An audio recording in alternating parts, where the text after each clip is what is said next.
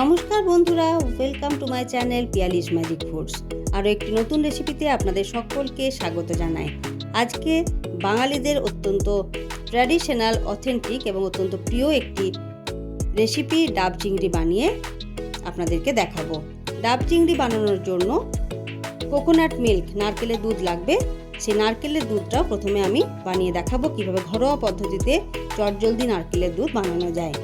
চলুন প্রথমে নারকেলের দুধটা বানিয়ে ফেলি। এরকম একটা ডাব নিয়ে নিয়েছিলাম, বেশ বড় দেখে, বড় সাইজের। ওপরটা কেটে নিয়ে এর থেকে পুরো নারকেলের জলটাকে বের করে, ডাবের জলটাকে বের করে আলাদা করে রেখে দিলাম। এরপর একটি নারকেলের সমস্তটা ভালো করে বের করে টুকরো করে কেটে নিয়ে ভালো করে গ্রাইন্ড করে নিলাম। জল দিয়ে দিয়ে বারবার গ্রাইন্ড করে একটা স্মুথ পেস্ট বানিয়ে নিতে হবে। এরপর এরকম ছাঁকনির মধ্যে সমস্ত পেস্টটাকে দিয়ে দিয়ে চামচের সাহায্যে ধীরে ধীরে প্রেস করে সমস্ত নারকেলের দুধটাকে বের করে নিচ্ছি। দরকার হলে অল্প অল্প একটু ওপর থেকে জল দিয়ে দেবেন। হালকা করে জল দিয়ে এভাবে নেড়ে চেড়ে উল্টে পাল্টে চামচ দিয়ে প্রেস করে নারকেলের দুধটাকে বের করে নেবেন। দেখুন, একটা নারকেল থেকে আমার 1 গ্লাসের মতো, ছোট গ্লাসের 1 গ্লাসের মতো কিন্তু নারকেলের দুধ তৈরি করা হয়ে গেল। নারকেলের দুধটাকে এক পাশে রেখে দিয়ে এবার ডাব চিংড়িটা তৈরি করে নেব। প্রথমেই আমি 7খানা গলদা চিংড়ি নিয়ে নিলাম। গলদা চিংড়িগুলোকে ভালো করে পরিষ্কার করে ধুয়ে নুন হলুদ মাখিয়ে ম্যারিনেশনের জন্য রেখে দিলাম। এরপর গলদা চিংড়ি, যে ডাব চিংড়ি বানানোর জন্য যে মশলা, সেটা বানিয়ে নেব।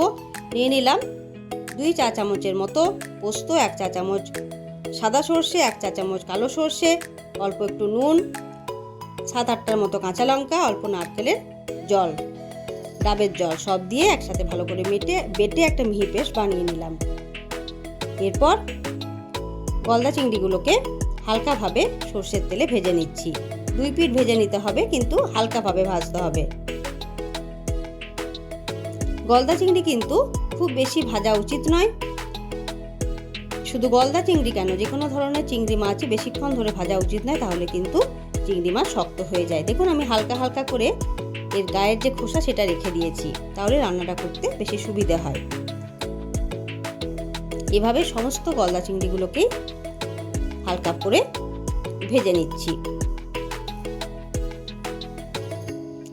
সমস্ত চিংড়িগুলো ভাজা হয়ে গেল। ওই একই তেলের মধ্যে দিয়ে দিলাম চপ করে রাখা 1খানা পেঁয়াজ। ভালো করে পেঁয়াজটা ভেজে নিয়ে এর মধ্যে লবণ আর হলুদের গুঁড়ো দিয়ে দিলাম। ভালো করে একসাথে সমস্ত ভেজে নিচ্ছি মিডিয়াম ফ্লেমে। মশলাটা বেশ ভাজা ভাজা হয়ে এলে এর মধ্যে সর্ষে এবং পোস্ত বাটাটা যেটা ছিল, পেস্টটা, সেটা দিয়ে দিলাম। 1/4 কাপের মতো নারকেলের দুধ। যখন ওটা ফুটতে শুরু করলো, তখন ওর মধ্যে ভেজে রাখা গলদা চিংড়িগুলো দিয়ে দিলাম। পরিমাণ মতো আরও একটু লবণ দিয়ে দিলাম।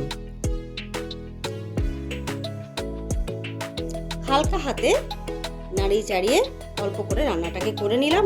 রান্নাটা প্রায় 80% হয়ে এলে গ্যাসের ফ্লেম অফ করে দিতে হবে। পুরোপুরি 100% করা যাবে না, কারণ আমরা বাকি রান্নাটুকু কিন্তু এই ডাবের ভেতরেই করব।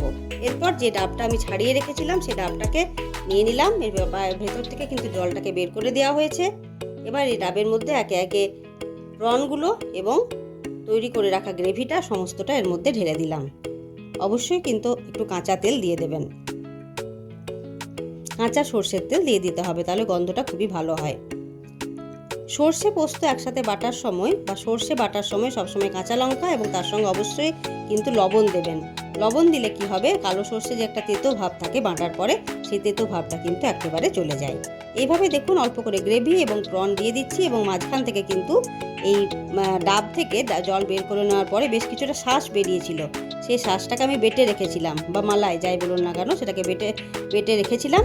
সেই মালাইটাও কিন্তু বেশ কিছুটা এর মধ্যে দিয়ে দিলাম, তাহলে টেস্টটা খুবই ভালো হয়। ওপর থেকে এরকম অল্প একটু মেখে রাখা আটা এভাবে গোলাকার করে ভালো করে প্রলেপ দিয়ে দিলাম, যাতে কোনো দিক থেকে কোনো রকম ভাবেই ভেতরের গ্রেভিটা বেরিয়ে না যায়। রান্নাটা খুবই ভালোভাবে দমে হয়। এইভাবে মিডিয়াম আঁচে দেখুন ডাবের মধ্যে ডাব চিংড়িটা রান্না করে নিচ্ছি। দেখুন একেবারে ফ্লেমটা ওপর পর্যন্ত এসছে এবং সবুজ রঙটা পুরো কালো হয়ে গেছে, ব্রাউনিশ হয়ে গেছে। তাহলে বুঝতে হবে কি যে ডাব চিংড়িটা আমার রান্না হয়ে গেছে। একেবারে ঠান্ডা হয়ে যাওয়ার পর উপরে প্রথমে আটার প্রলেপটাকে খুলে দিয়ে তারপর ধীরে ধীরে ভেতর থেকে রান্না করা ডাব চিংড়িটা অন্য পাত্রে ট্রান্সফার করে নিচ্ছি। প্রায় 30 মিনিটের মতো মিডিয়াম ফ্লেমে ডাব চিংড়িটাকে ডাবের মধ্যে রান্না করে নিতে হবে। দেখুন তাহলে কি সুন্দর অপূর্ব টেস্টি, বাঙালিদের খুবই প্রিয়, বাঙালিদের ট্র্যাডিশনাল একটি রান্না খুব সহজেই বাড়িতে আমরা রান্না করে নিতে পারি। যেটা আমরা হোটেলে খেয়ে থাকি, বড় বড় রেস্টুরেন্টে খেয়ে থাকি, সেটা কিন্তু ইচ্ছে করলে বাড়িতে বানিয়েও খাওয়া যায়। তাহলে ডাব চিংড়ি আজকে আমাদের রেডি হয়ে গেল। গরম গরম ভাত, পোলাও যে কোনো কিছুর সাথেই কিন্তু এই ডাব চিংড়ি আপনারা সার্ভ করতে পারবেন। কেমন লাগলো বন্ধুরা আজকের রেসিপি অবশ্যই জানাবেন। ধন্যবাদ।